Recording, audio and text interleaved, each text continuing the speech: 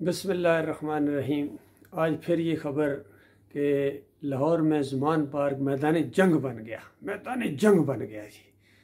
ये कौन जंग लड़ रहा था और हिस्ट्री में क्या लिखा जाएगा, ये कौन सी इस्लामी जंग हुई है। इससे पहले तो हम सुनते थे जंग बदर हुई है, जंग ओहद हुई है, जंग मूता हुई है, जंग यरमूक हुई है।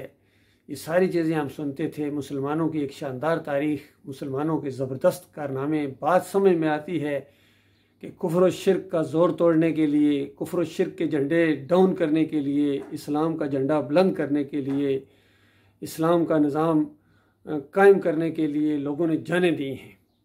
और बताओ ये जान किसके रास्ते में गई है? एक जान जो चली गई और वो दीवाना जो चला गया, अब वो वहाँ जाके कौस रहा होगा, लानतें भेज रहा होगा जिन्होंने इसको इस रास्ते के ऊपर चलाया था। उसका ज़िम्मेदार कौन है? उसका ज़िम्मेदार वही है जो आज इनका लीडर है, और वो भी ज़िम्मेदार हैं जिनके हाथ में ज़माने इक़्तिदार है और ऊपर बैठे हुए हैं। ये खून उनके ऊपर है और वो ख़ुद भी मुजरम है। ये नहीं कि वो ख़ुद बच जाएगा ये कह के इनकी वजह से, नहीं। यहाँ एक लान तान का सिलसिला ज़रूर शुरू हो जाएगा कि ज़ालिमों मरवा दिया। जमहूरियत के रास्ते में, बुत परस्ती के रास्ते में, और आपस की नफ़रतों की वजह से, आपस के इक़्तिदार की जंग की वजह से अवाम मारें खा रही है। और इस तरह लाठी चार्ज हो रहे हैं जिस तरह कश्मीर में या फ़लस्तीन में या इस तरीके से हो रहा है। तो सुनो, ये अल्लाह का अज़ाब है तुम्हारे ऊपर। एक के ज़रिए दूसरे को अल्लाह ताला पटवा रहा है।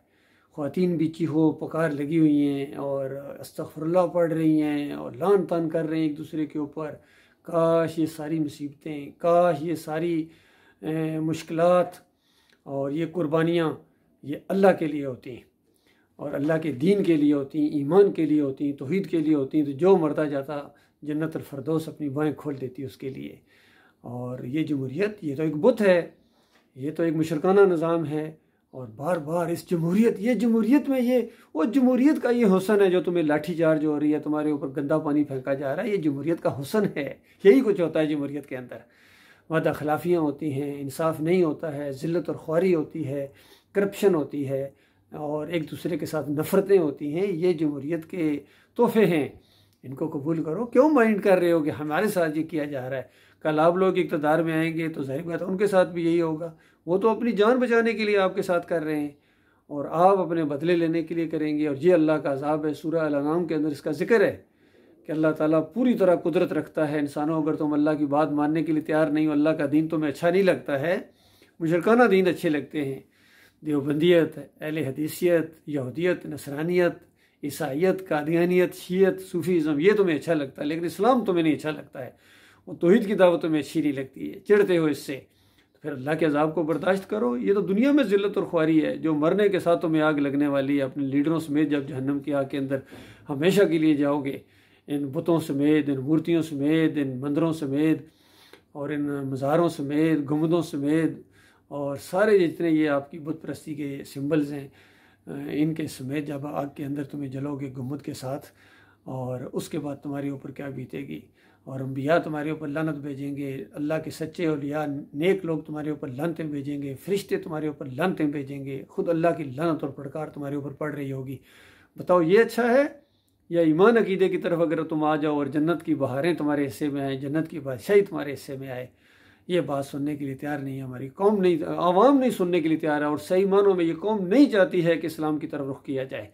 ये इसी तरह ज़िल्लत और ख्वारी चाहते हैं और पार्टियों के अंदर, फ़िरक़ों के अंदर बैठे हुए, और ये एक्टिविटीज़ इनको बहुत अच्छी लगती हैं। ये दिए जलाने जा रहे हैं, ये हलवा चढ़ाने जा रहे हैं जी मुफ्ती महमूद साहब, ये जनाब चादर चढ़ाई है प्रोफेसर गफूर साहब ने, ये जनाब फजल रहमान भी सलामी दे के हैं, और तारिक जमील भी जाके मज़ार के ऊपर झुके हैं, वहाँ जाके दुआएं मांगी हैं। और जो मुहियुद्दीन चिश्ती के मज़ार पर ये दिखाया जाता है, अल्लाह की पनाह, कि हिंदू भी अपनी मूर्तियों के साथ इतना नहीं करते होंगे जितने ये मुसलमान अपनी कब्रों के साथ और मज़ारों के साथ करते हैं।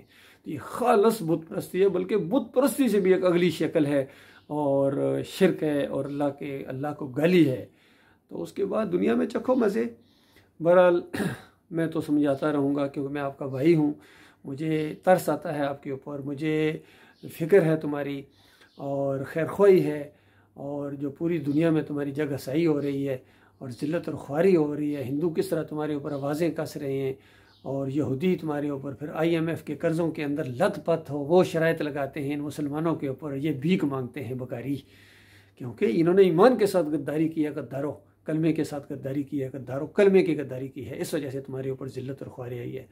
और तुम्हारे ऊपर ना रोज़े हैं, ना उम्रे हैं, ना हज है, ना ज़कात, तुम्हारे ऊपर कोई अमल अल्लाह की तरफ से नहीं है, याद रखना।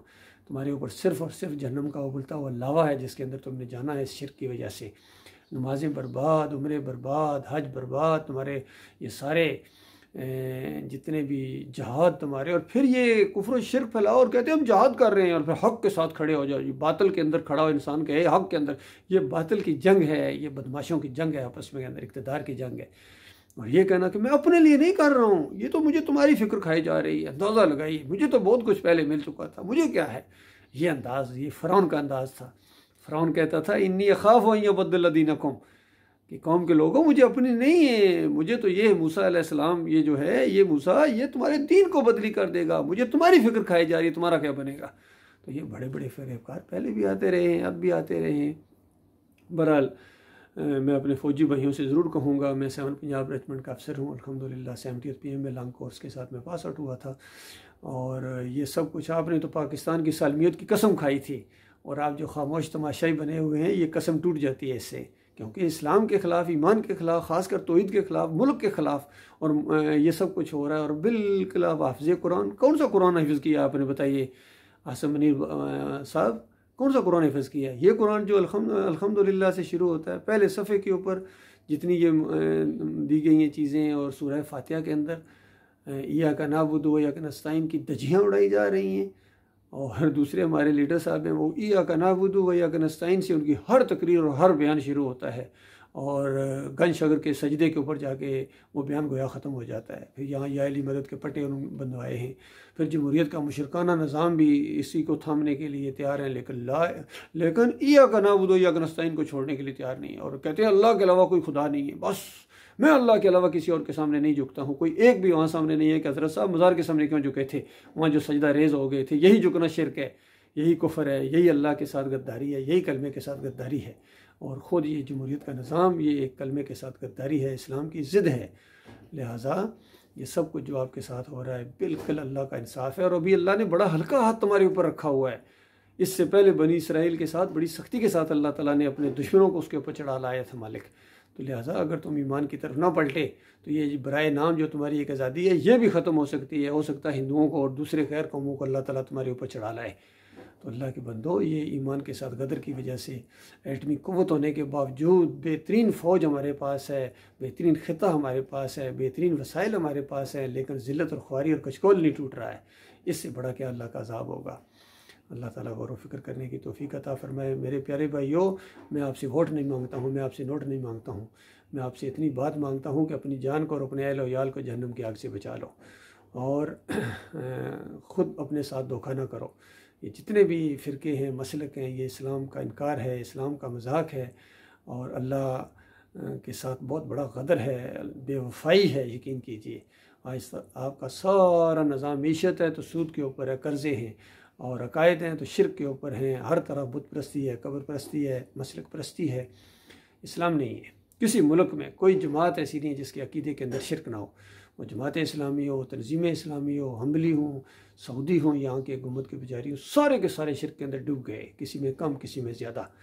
लिहाजा आओ ईमान की तरफ। अल्लाह के बंदो, दुनिया की हर तकलीफ़ और मुश्किल मुसीबत आपको अल्लाह के खाते में ये डाल दी जाएगी, और तुम्हें बढ़ा चढ़ा के अल्लाह ताला अजर करेगा। इस मामले में आपकी रहनुमाई की जा सकती है। चुटकियों में तुम्हारे मसाइल हल हो जाएंगे, यकीन कीजिए। बिल्कुल मैं पूरी तरह अपने ईमान और अकीदे के साथ ये बात कर रहा हूँ, गारंटी के साथ, 100% गारंटी के साथ तुम्हारे कर्ज़े चुटकियों में हल हो जाएंगे, तुम्हारे फ़िरका परस्ती ख़त्म हो जाएगी, ये आपस में पार्टी बाजियाँ, नफ़रतें ख़त्म हो जाएंगी। यकीन कीजिए, इमरान खान और नवाज़ शरीफ आपस में भाई भाई बन जाएंगे।